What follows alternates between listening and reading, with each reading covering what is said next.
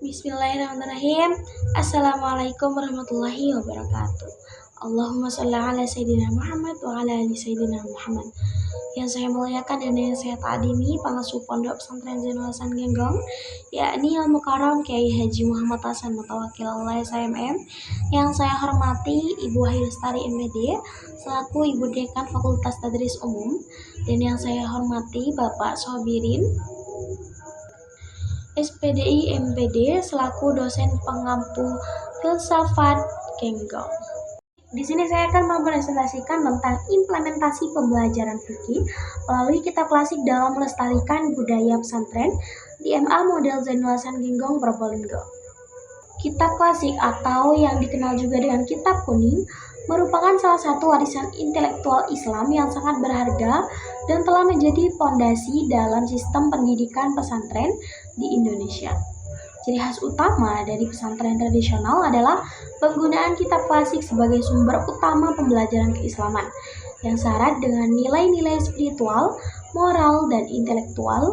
Tradisi ini bukan hanya membentuk karakter religius para santri, tetapi juga mencerminkan keberlanjutan budaya keilmuan Islam Nusantara.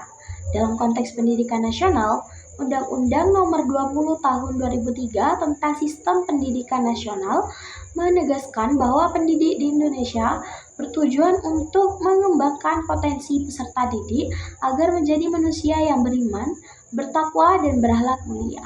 Hal ini selaras dengan tujuan pembelajaran kitab klasik, yang tidak hanya menekankan aspek kognitif, tapi juga membina aspek afektif spiritual siswa. MA model Zainul Hasan Genggong dengan sebagai lembaga pendidikan formal yang berakar dari pesantren, mengintegrasikan pembelajaran fikih berbasis kitab klasik dalam kurikulum madrasah. Upaya ini merupakan bentuk nyata pelestarian budaya pesantren sekaligus adaptasi nilai-nilai tradisional ke dalam sistem pendidikan modern. Kajian teori di sini yang pertama ada pembelajaran fikih.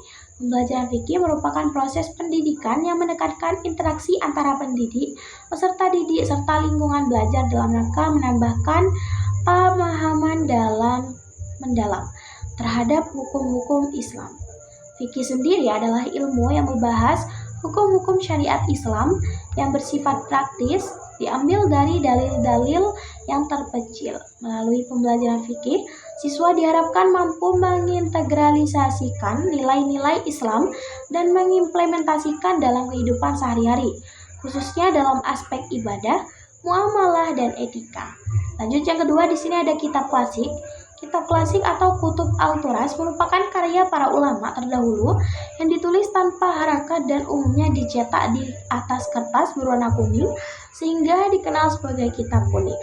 Mayoritas kitab klasik disusun berdasarkan mazhab Syafi'i yang banyak dianut oleh umat Islam Indonesia.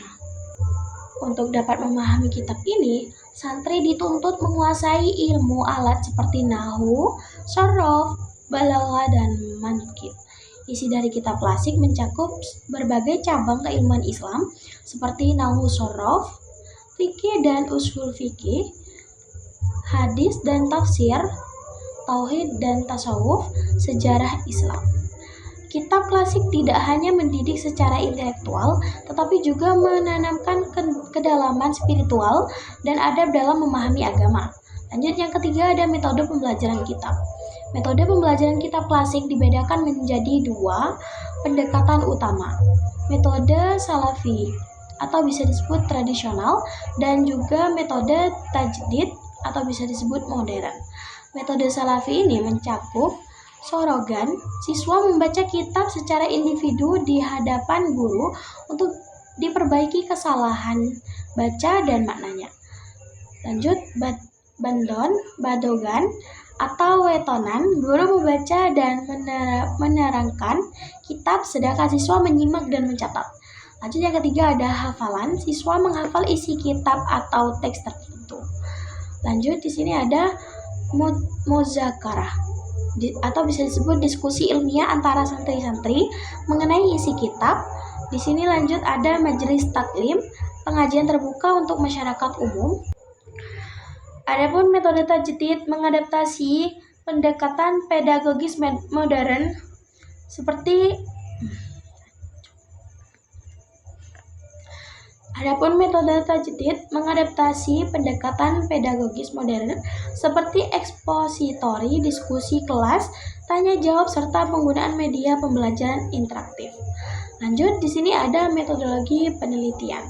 Penelitian ini menggunakan pendekatan kualitatif deskriptif dengan tujuan untuk memahami fenomena secara mendalam konteks alami. Teknik pengumpulan data meliputi wawancara mendalam dengan guru dan siswa, observasi langsung terhadap proses pembelajaran fikih berbasis kitab klasik, studi dokumentasi terhadap kurikulum, buku ajar, dan catatan kegiatan belajar. Analisis data dilakukan melalui model Miles dan Hiberman, yaitu reduksi data, penyederhanaan dan seleksi informasi penting, penyajian data, penyusun informasi secara sistematis, penarikan kesimpulan, interpretasi makna dari data yang dikumpulkan. Untuk menjamin keabsahan, data penelitian menerapkan teknik triangulasi, yakni pengecekan silang antara berbagai sumber dan metode pengumpulan data. Lanjut, di sini ada penggunaan media pembelajaran. Meskipun pembelajaran kitab klasik identik dengan metode konvensional, lembaga ini mulai mengintegrasikan media pembelajaran untuk mendukung proses pembelajaran mengajar. Media yang digunakan yaitu meliputi papan tulis dan spidol untuk menulis struktur kalimat dan makna. Lanjut, buku catatan siswa sebagai tempat mencatat makna, gandul, dan penjelasan. Lanjut, audio rekaman untuk membantu penguasaan penghafalan yang benar. Lanjut, media digital seperti PDF, kitab klasik, dan presentasi untuk menunjang visualisasi konsep. Penggunaan media ini bertujuan untuk memperkuat daya serap siswa sebagai materi yang disampaikan secara menjembatani keterbatasan teks kitab klasik yang tidak berharga. Baik, cukup sekian presentasi dari saya. Apabila ada salah kata atau salah dalam menjelaskan, mohon maaf yang sebesar-besarnya. Wabillahi taufik wal hidayah. Wassalamualaikum warahmatullahi wabarakatuh.